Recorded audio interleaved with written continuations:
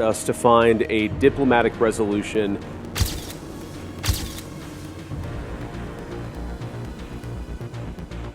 आज अमेरिका बिल्कुल वैसा ही खेल खेल रहा है जैसा 2020 के वक्त में यूक्रेन के साथ में किया गया था। नतीजा क्या हुआ कि रूस और यूक्रेन के बीच में जंग छिड़ी, जो कि आज भी जारी है।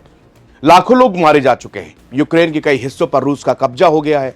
दोनों देशों की इकोनॉमी पर गहरा असर पड़ा। अभी भी ये युद्ध खत्म होता आसपास नहीं दिखाई दे रहा। अमेरिका आज भारत और पाकिस्तान को लेकर भी ऐसी ही चालें लगातार चल रहा है।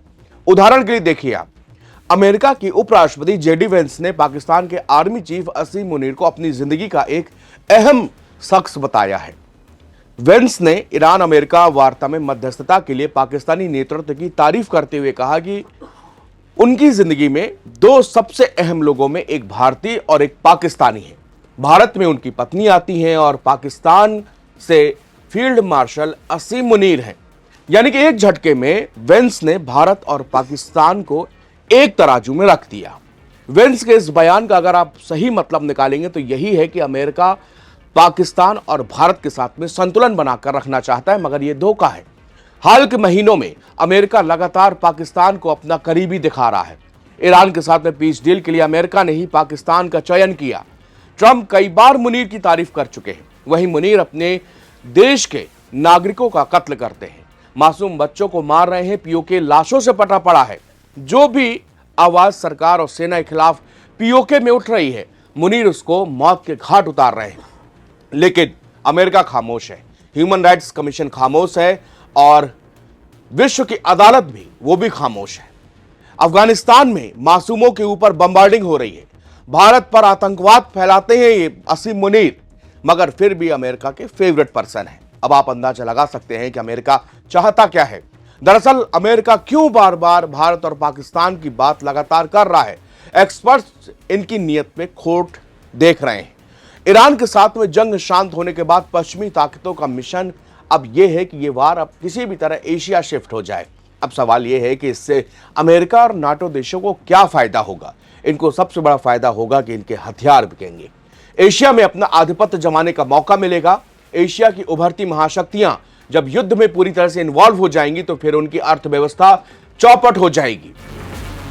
फिर अमेरिका और पश्चिमी देशों को चैलेंज करने वाला कोई देश नहीं बचेगा, क्योंकि रूस तो ऑलरेडी वॉर में 3 साल से इन्वॉल्व है। स्विट्जरलैंड में अमेरिका ईरान कूटनीतिक बातचीत के दौरान वेंस ने अपनी पत्नी और ऊसा वेंस और पाकिस्तानी आर्मी चीफ असीम मुनीर को जिंदगी के दो खास लोग बताया है। वेंस ने कहा कि मैं पिछले 3 महीनों में शायद ही किसी से इतनी बात की होगी जितनी बातचीत मेरी असीम मुनीर से हुई है। शहबाज शरीफ और असीम मुनीर की मौजूदगी में उन्होंने ये कहा। जेडी वेंस रविवार को ईरान के साथ बातचीत के लिए स्विट्जरलैंड में थे। पाकिस्तान और कतर के प्रतिनिधिमंडल भी मध्यस्थ के तौर पर वहां पर पहुंचे हुए थे। पाकिस्तान की ओर से पीएम शहबाज शरीफ और आर्मी चीफ असीम मुनीर स्विट्जरलैंड पर ही मौजूद है। इसी दौरान रविवार को वेंस ने पाकिस्तान की तारीफ के पुल बांध दिए। कई बातें ऐसी कही जो पाकिस्तान को बिल्कुल उनकी मीडिया, सोशल मीडिया से लगा के पाकिस्तान की पूरी आवाम खुशी से झूम रही है, क्योंकि उनके आका पाकिस्तान के अमेरिका ने यह बात कह दी है। बस इस बात की उनको खुशी है कि चलो किसी ने हमारी तारीफ तो की, वो भी अमेरिका, सुपर पावर देश। पाकिस्तान की भूमिका की तारीफ करते हुए वेंस ने कहा कि पाकिस्तानी पीएम के हम शुक्रगुजार हैं, जो मेरे बहुत करीबी दोस्त भी हैं। उनकी अच्छी कोशिशों ने बातचीत को इस मुकाम तक पहुंचाया है। शहबाज और मुनीर के डिप्लोमेटिक रोल के बिना हम शायद यहां नहीं होते। उन्होंने खुद को एक बेहतरीन डिप्लोमेट साबित किया। स्विट्जरलैंड में अमेरिका और ईरान की बातचीत को जेडी वेंस ने ऐतिहासिक बताया। वेंस कहते हैं कि राष्ट्रपति डोनाल्ड ट्रंप ने हमें नया अध्याय शुरू करने और ईरान के साथ लोगों के साथ अपने रिश्तों को बदलने और उनकी तरफ दोस्ती का हाथ बढ़ाने की जिम्मेदारी सौंपी है। ईरान से अमेरिका अपने रिश्तों को पूरी तरह बदलने के लिए तैयार है। वेंस ने इस दौरान कहा कि हम यहां पर एक मकसद से इकट्ठा हुए हैं।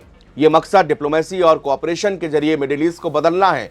जहां पर ईरान और खाड़ी देशों के बीच जंग हुई या उनके बीच बहुत टेंशन वाले रिश्ते रहे हैं, ईरान को इलाके में अस्थिर करने की एक मुख्य वजह भी मानता है अमेरिका। अब हम ऐसे भविष्य की ओर देख रहे हैं जहां पर हर कोई शांति और खुशहाली को बढ़ावा देने के लिए मिलकर एक साथ काम कर सकता है, मगर ईरान इनकी नीयत से बहुत अच्छे से वाकिफ है। लेबनान के साथ में अभी तक डील बन नहीं पा रही। इजराइल लगातार लेबनान पर अटैक कर रहा है। वहीं पर ट्रंप भी अब अगर ईरान से कह रहे हैं कि भैया अगर तुमने लेबनान पर हिजबुल्लाह का साथ दिया तो फिर हम ये डील तोड़ देंगे। यानी कि सीधा सीधा कॉन्सेप्ट यहां पर चल रहा है कि अमेरिका किसी भी तरह मिडिल ईस्ट में आका बनने की कोशिश कर रहा है, मिडिल ईस्ट का। और यही कारण था कि ईरान के ऊपर अटैक करने के पीछे, ताकि ईरान जो था वो सबसे एक बड़ा और ताकतवर मुल्क इनके राह में रोड़ा बना हुआ है, ग्रेटर इजराइल के सपने में रोड़ा बना हुआ है। और यही कारण है कि आज आप देख सकते हैं कि इस जंग में शांति के बावजूद दोनों ओर से ये साफ तौर पर कहा जा रहा है, ईरान ने कह दिया अगर लेबनान में शांति नहीं होगी तो भी हम इसको नहीं मानेंगे। इधर अमेरिका ने भी लेबनान के मुद्दे पर अपना बयान दे दिया। तब आप देख सकते हैं कि किस तरह, और अब मध्यस्थता के दौरान भारत और पाकिस्तान का जिक्र बार बार किया जा रहा है। पाकिस्तान को बताया जा रहा है जैसे कि यूक्रेन को बताया गया था जब जो बाइडन ने कि हम तुम्हारे साथ हैं, तुम जंग में कूद जाओ।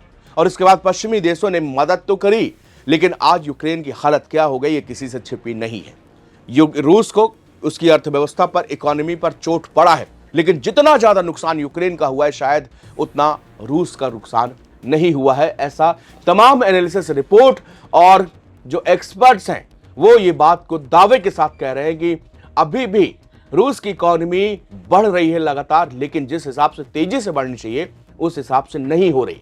लेकिन यूक्रेन अपनी बिल्कुल बर्बादी की कगार पर आ गया है और अभी उसके जिम्मेदार केवल कोई नहीं, अमेरिका और यही पश्चिमी देश थे जिसके बहकावे में आकर यूक्रेन ने रूस के साथ अटैक किया।